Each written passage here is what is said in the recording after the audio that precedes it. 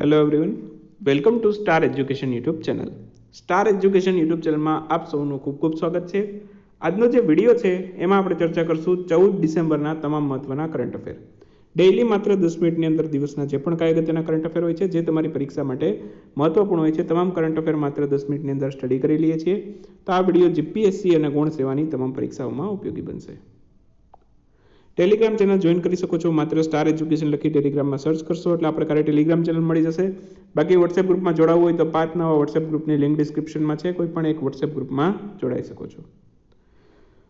વિડીયોની શરૂઆત ગઈકાલના કરંટ અફેરમાં એક નાનકડી મિસ્ટેક હતી, તો એ મિસ્ટેકથી આજના કરંટ અફેર ચાલુ કરું છું. થોડુંક કરેક્શન કરી લેજો. ગઈકાલના કરંટ અફેરમાં નાનકડી હવે મધ્યપ્રદેશના કુલ 2 શહેરો છે જેને વર્લ્ડ હેરિટેજ સિટીમાં માટે નામાંકિત કરવામાં આવ્યા છે.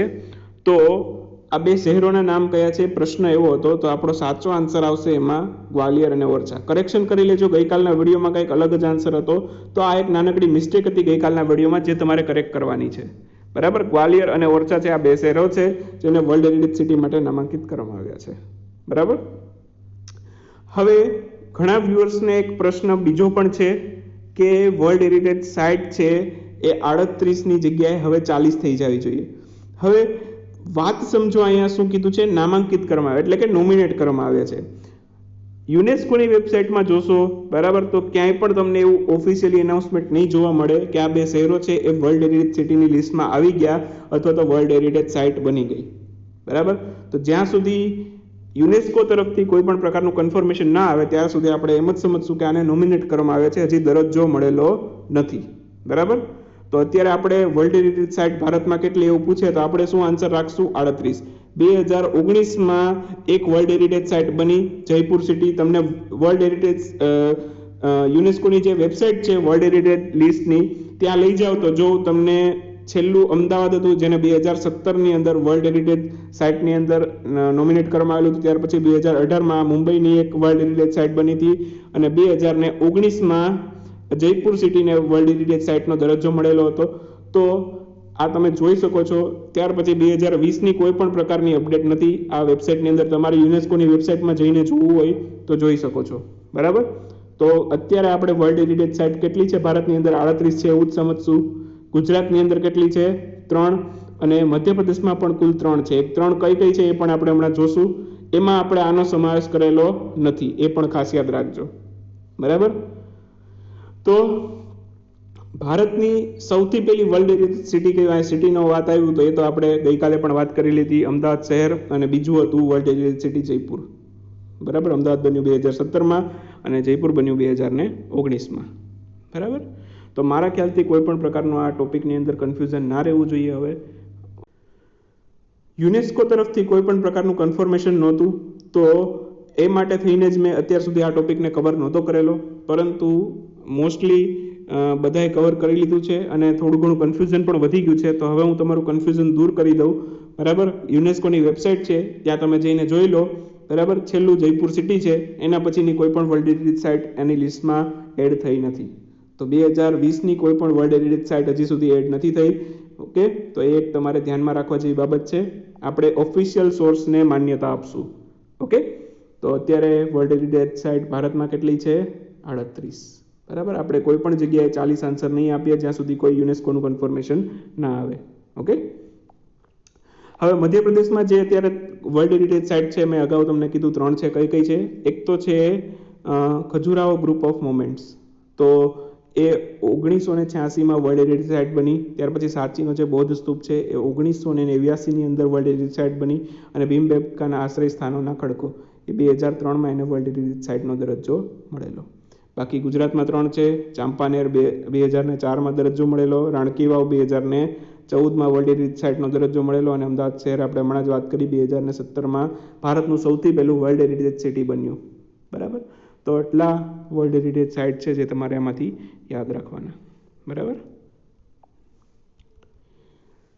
તાજેતરમાં આંતરરાષ્ટ્રીય સાર્વભૌમિક સ્વાસ્થ્ય દિવસ એની ઉજવણી ક્યારે કરવામાં આવી હતી?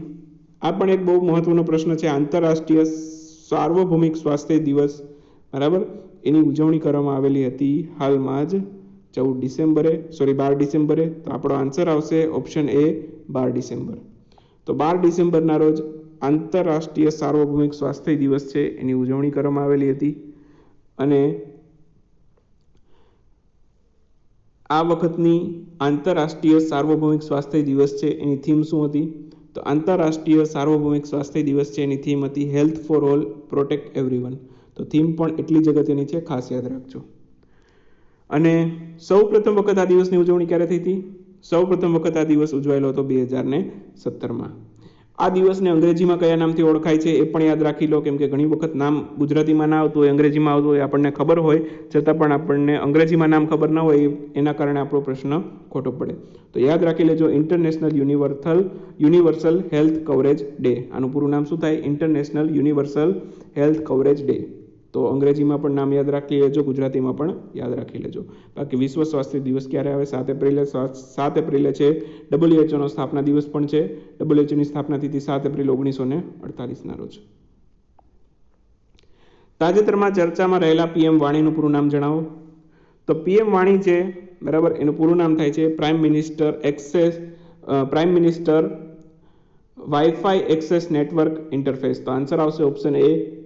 જો આવી જ રીતે ઓપ્શન આપશે તમને જ્યારે પણ પ્રશ્ન આવશે ત્યારે prime minister wifi access network interface આ એનો સાચો આન્સર છે. તો ખાસ સાચા આન્સર ઉપર ફોકસ કરજો, બાકીના જે ઓપ્શન છે એ તમને કન્ફ્યુઝ કરવા માટે આપેલા છે. તો પીએમ વાણી છે, ચર્ચામાં હતું. હવે શું છે એ પણ જાણી લો. એક આખો વાઈફાઈ પ્રોજેક્ટ છે આપણા ભારતનો, બરાબર. તો સમગ્ર ભારતની અંદર વાઈફાઈ નેટવર્ક સ્થાપવામાં આવશે આ પ્રોજેક્ટ અંતર્ગત.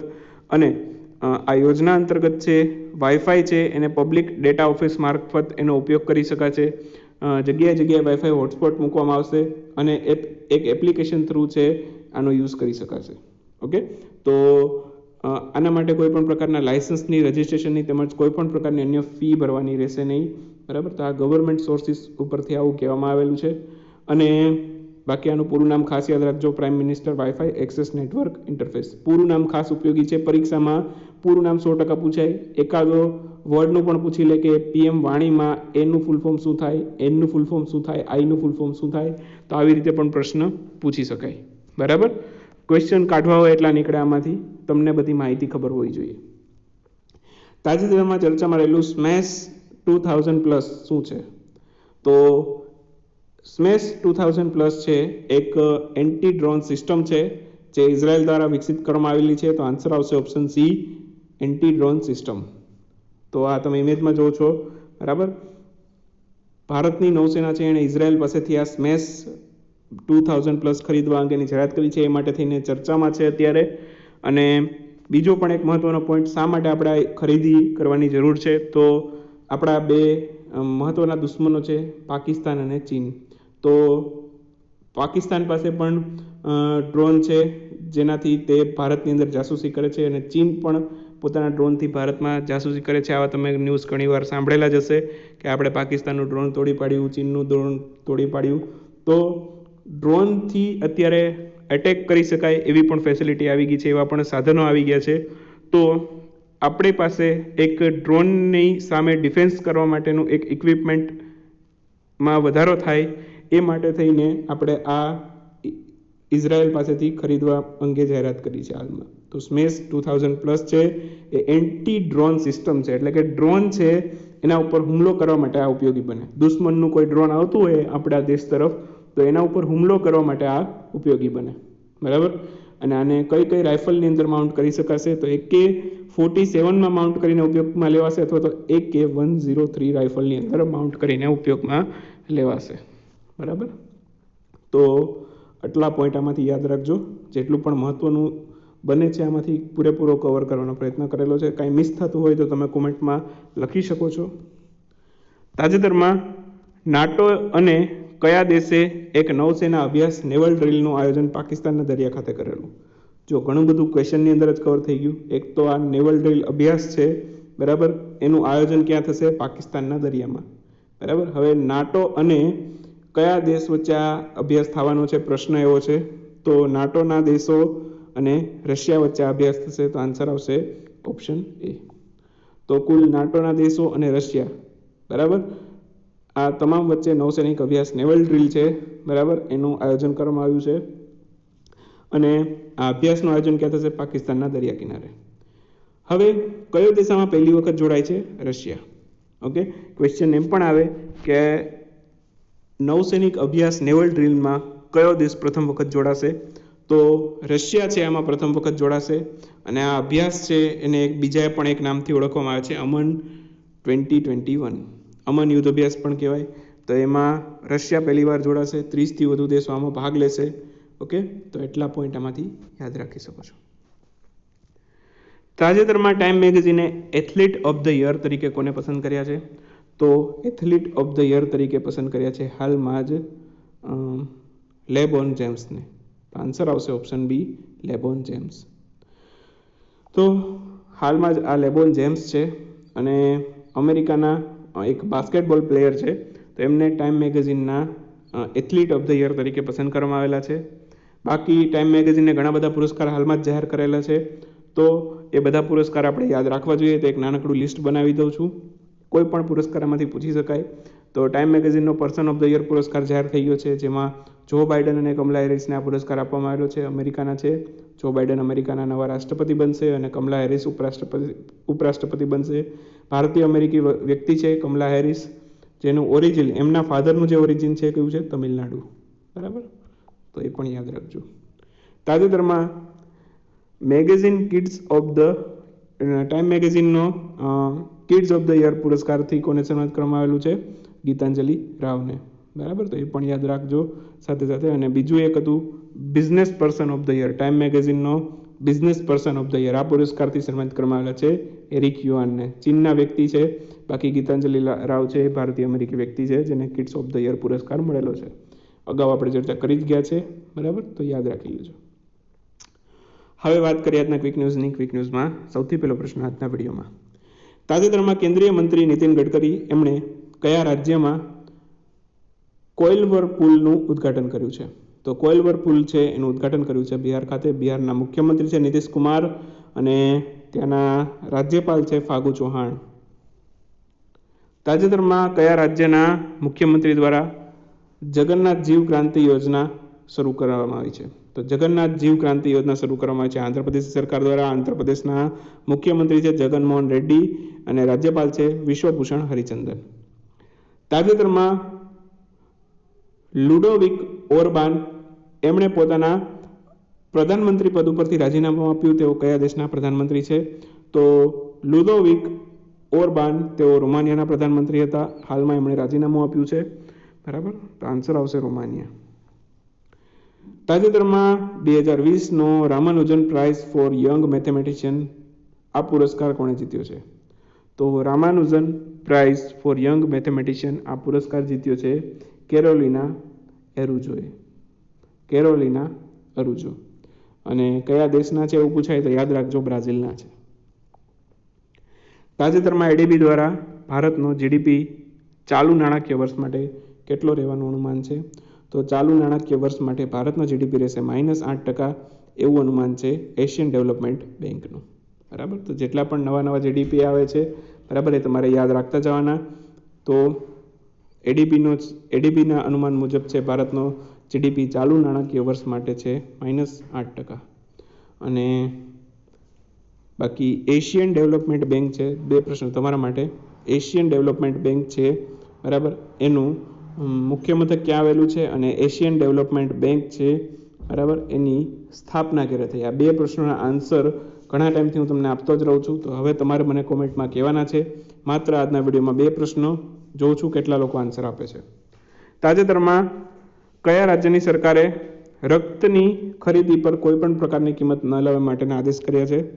તો તમે લોહીની બોટલ લેવા જાઓ, ઓકે, મીન્સ કે કોઈ પણ પ્રકારની લોહી ચડાવવાની કે એની જરૂર પડે દર્દીને, તો લોહીની બોટલ લેવા જાઓ તો લગભગ 400થી લઈને 800 રૂપિયા જેવો ચાર્જ લેવામાં આવતો હોય છે જનરલી.